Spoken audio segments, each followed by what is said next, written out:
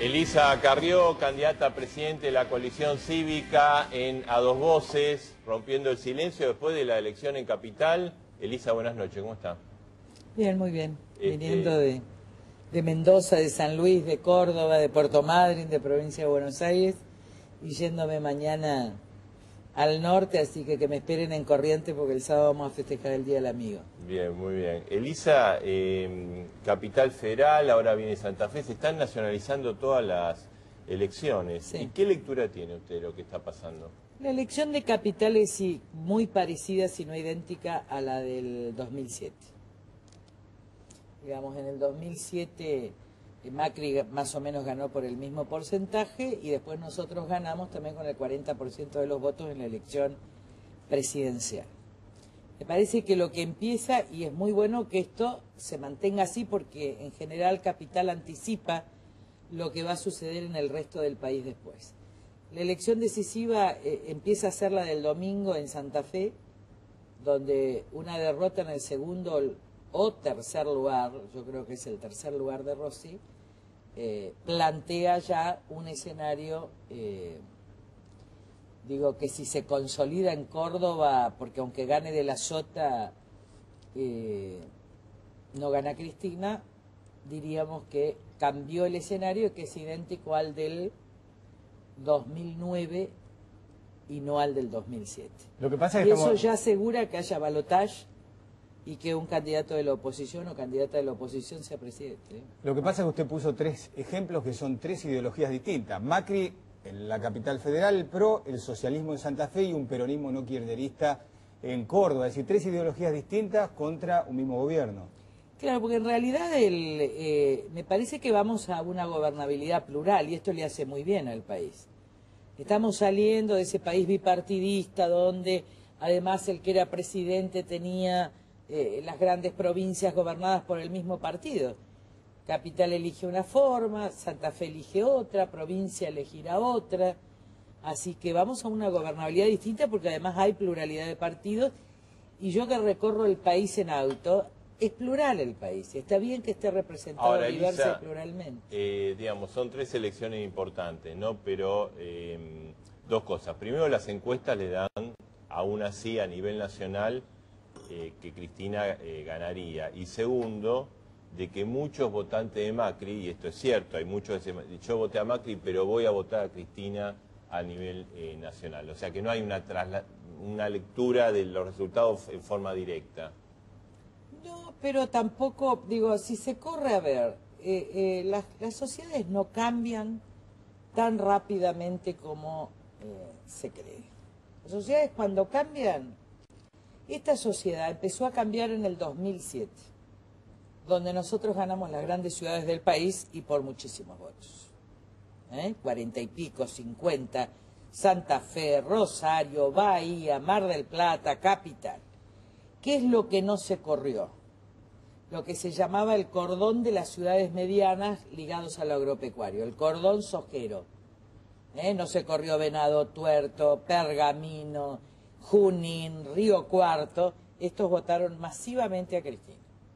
Ahí hay 1.800.000 votantes en todo ese conglomerado. Hay que ver si se corre. Si se corre, en realidad el balotaje está asegurado. Esto es lo que vamos a ver con mucha tranquilidad en las dos próximas semanas.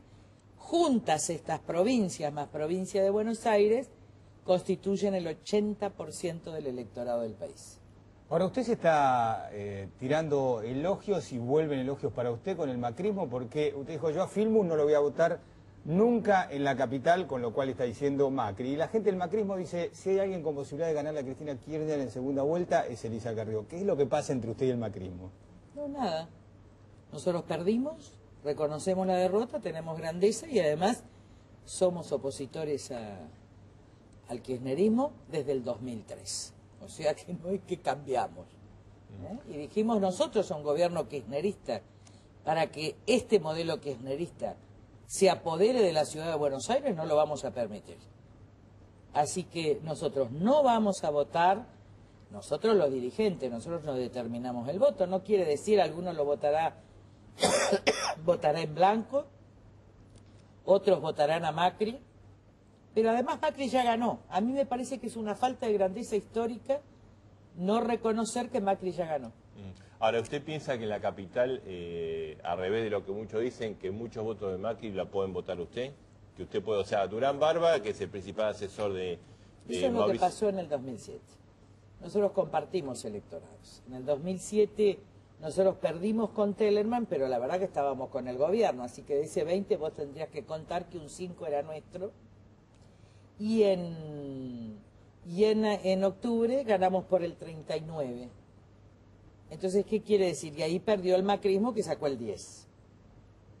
Se invierten en la presidencial y en la otra. Y a lo mejor hay otros electorados, a lo mejor sacamos menos o más, pero está claro que ahí está esta posibilidad, a lo mejor sacamos menos. No ahora, sé. Elisa, ¿por qué, digamos, bueno, ahora vienen las internas abiertas y después la presidencial? Hay un conglomerado de opositores, ¿no? De candidatos. Está usted, está Alfonsín, Wiener, Rodríguez. Y hay mucho, digamos, gente que no está de acuerdo con el gobierno, pero mira ese conglomerado y dice, bueno, ¿y a quién voto? ¿Cuál es el voto, digamos, útil ahí? ¿Por qué usted piensa que la tienen que votar a usted y no al resto? ¿Qué es lo que representa a usted y no al resto? Miren, nosotros hace muchos años representamos un proyecto distinto de nación.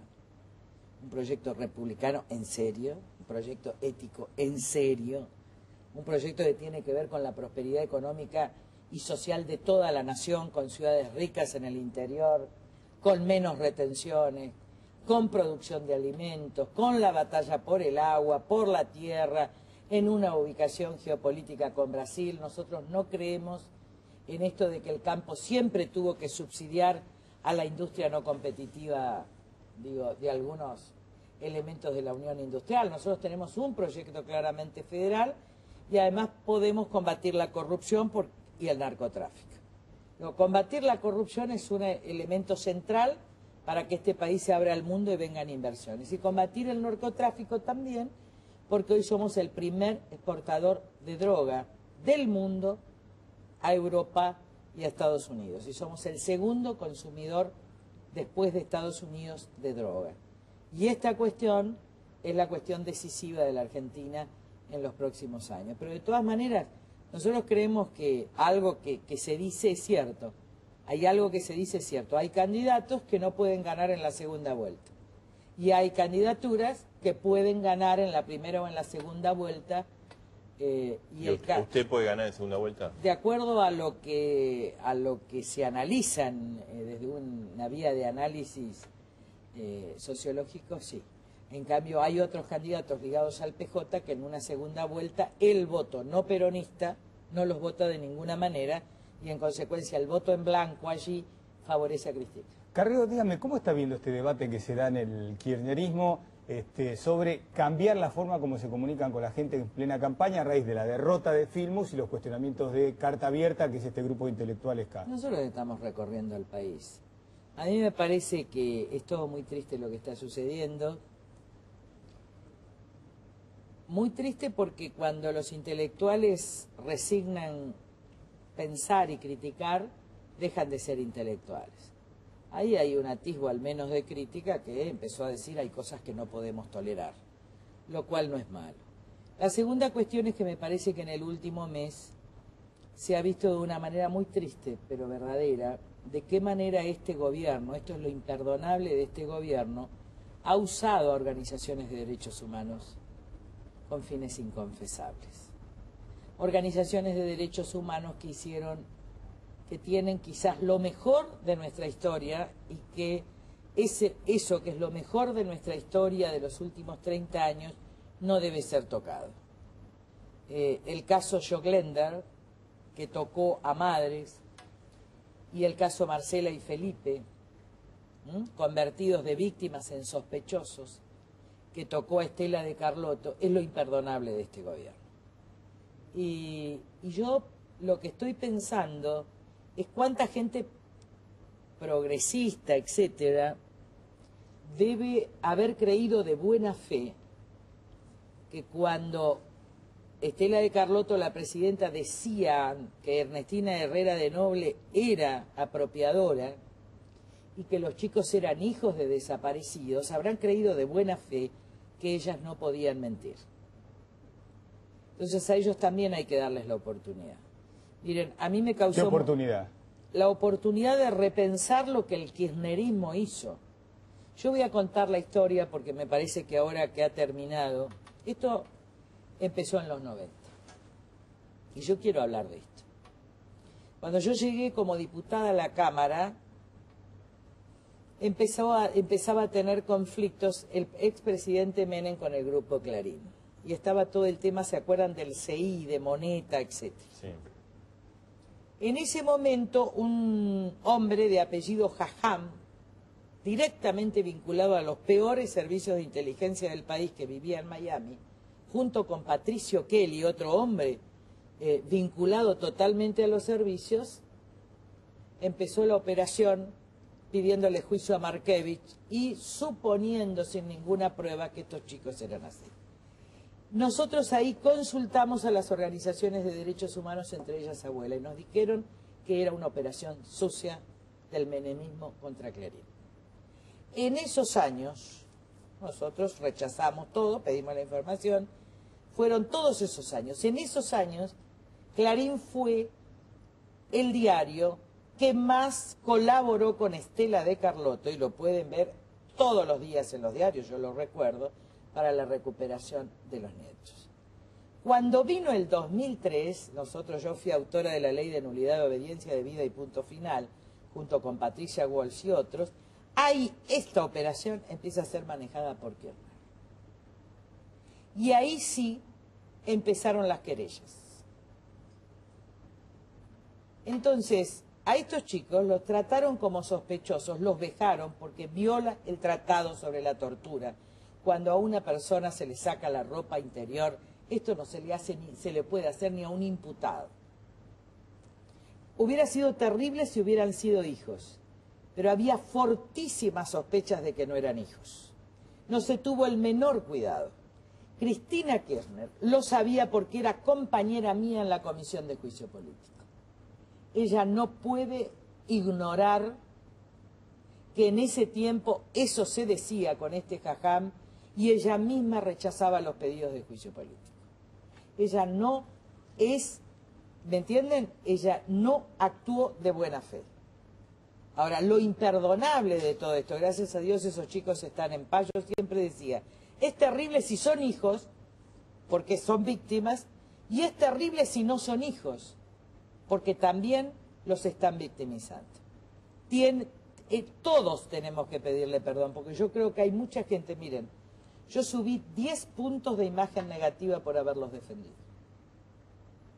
Me expulsaron de la Asamblea Permanente de los Derechos Humanos, cuando lo que nosotros decíamos era que no podía haber una ley con nombre y apellido, y un banco genético exclusivamente para los hijos desaparecidos. Hoy los hijos adoptivos no pueden recurrir al banco genético por esta ley, los otros, los que no son. Ahora, Elisa... Y en ese momento gran parte de la política, si no toda, se cayó. ¿Qué hubiera pasado si eran hijos? Se hubieran callado. No son hijos. Esto es lo imperdonable del kirchnerismo. Ahora, pero usted dice, bueno, en la década del 90 usted consultó organismos de derechos humanos y dijeron, no, de acuerdo a... ¿Por qué cambiaron los organismos de derechos humanos? Por Kirchner. Algunas personas, no todos los organismos ni todas las personas. Pero Estela de Carlotto cambió. ¿Pero por qué? Una cuestión ideológica, estratégica. Miren, yo prefiero lo otro. Yo creo que es un momento histórico de la Argentina, donde hay que recuperar la labor extraordinaria y recordarla hoy más que nunca, que todas ellas y Estela Carlotto llevó a cabo, condenar por injustificable lo que ahora hace, ojalá que sea, ojalá que no sean, no son. Usted sabe que es muy criticada usted por esta posición que adopta, ¿no? Pero miren, yo juré defender los derechos humanos, yo soy la redactora de la jerarquía constitucional de los tratados internacionales de derechos humanos, soy autora que llevó a la jerarquía constitucional la Convención Americana de Imprescriptibilidad y sobre todo de Desaparición Forzada, soy coautora de la Ley de Nulidad y Obediencia de Vida y todo mi bloque cuando Cristina no bajaba, pero no creemos en la venganza, no creemos en el uso de los derechos humanos. Y lo que han hecho con esos jóvenes, que los juzguen por ricos, es imperdonable. hemos tenido, miren, Abuelas ha tenido otros casos terribles, yo lo sé, donde chicos que después finalmente no fueron, perdieron la familia, perdieron el trabajo. A uno de ellos lo allanaron en el mismo procedimiento de los Nobles, lo desnudaron delante de la hija de su pareja, se divorció. Es un caso de San Isidro. Y lo que me decía este chico que fue a mi casa y buscó cuando le pasó esto a Marcela y a Felipe es: nunca me llamaron para pedir perdón. Yo creo, como el Ubuntu, hay que saber pedir perdón. Hay que pedirles perdón a esos chicos. ¿Usted piensa que No vamos a reparar lo irreparable, pero nosotros, yo al menos en nombre de millones de argentinos, yo les quiero pedir perdón.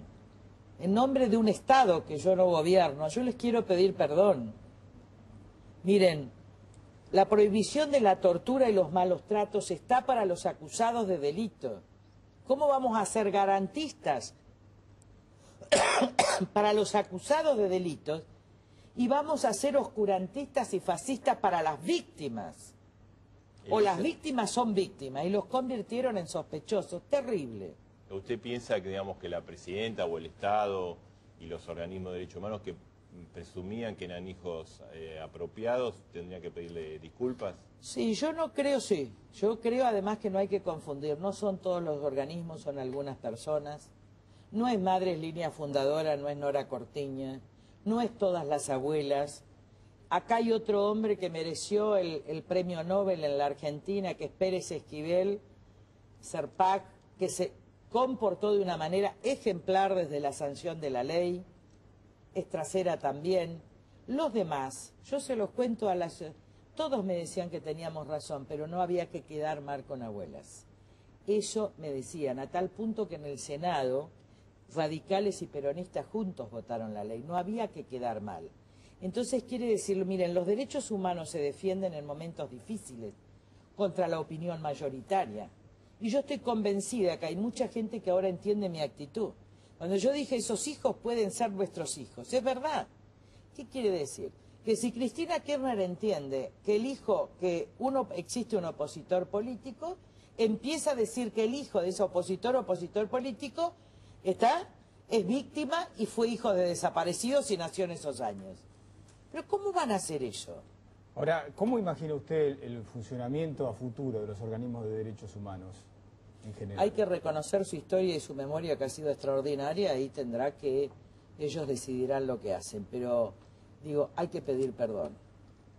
Todos tenemos que pedir perdón y todos tenemos una gran oportunidad de reconciliarnos con la verdad, con los derechos humanos, con la justicia.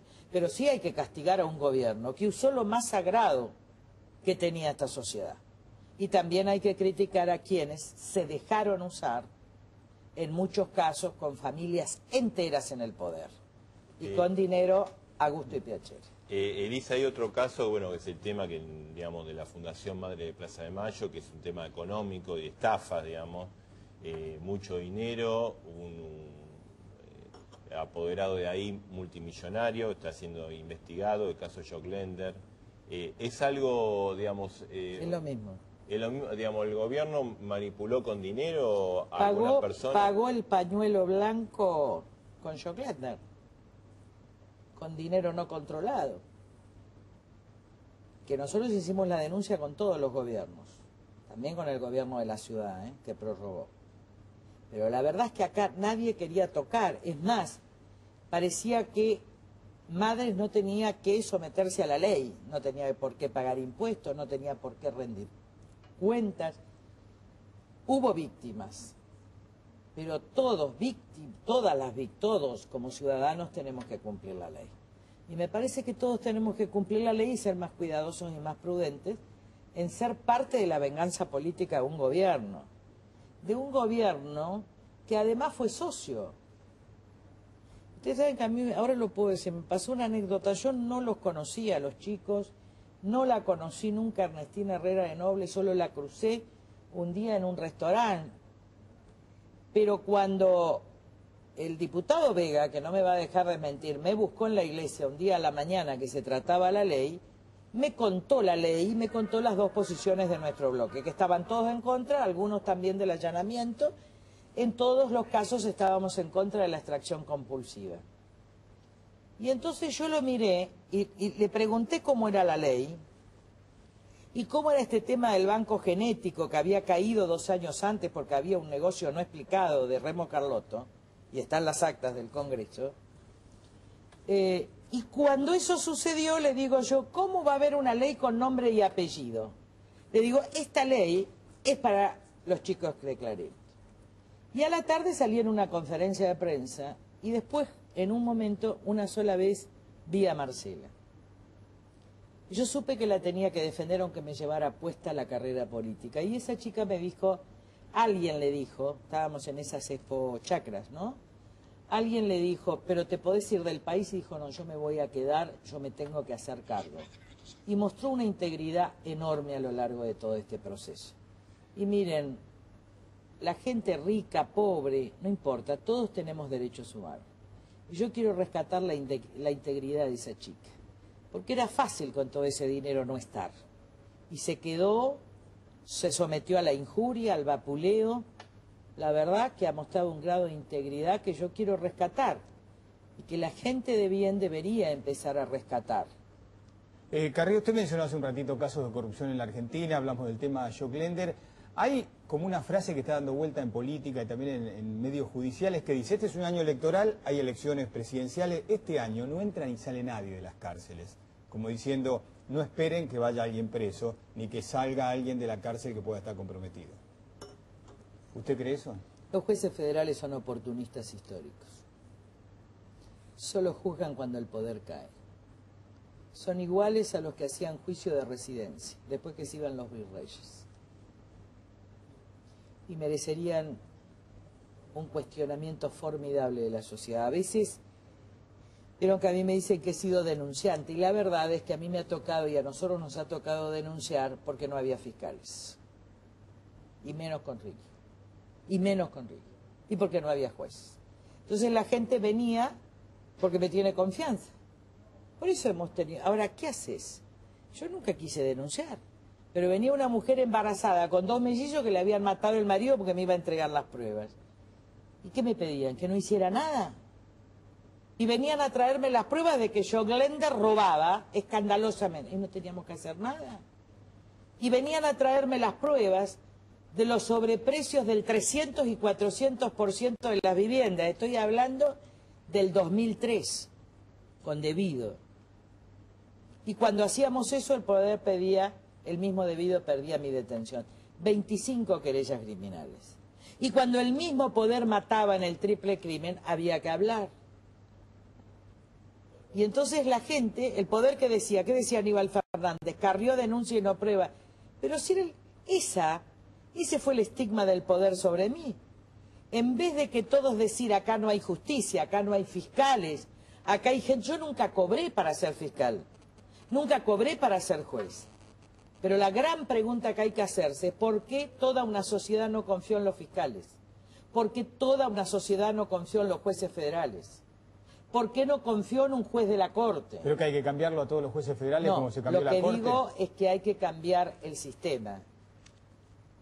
Tiene que haber un sistema de confiabilidad para que la gente tenga garantías cuando denuncia. Los funcionarios son estos, del INDEC, de la FIP, de los ministerios de donde sea, están debajo de los prescriptorios y a punto de ser echados. Sin embargo, Vázquez, que tiene una cuenta de $400.000, ese hombre puesto por Kirchner y por Larcher, por los servicios, ese hombre sigue. Elisa, gracias. Gracias por estar esta noche acá y por las gracias. reflexiones. Nosotros hacemos una pausa.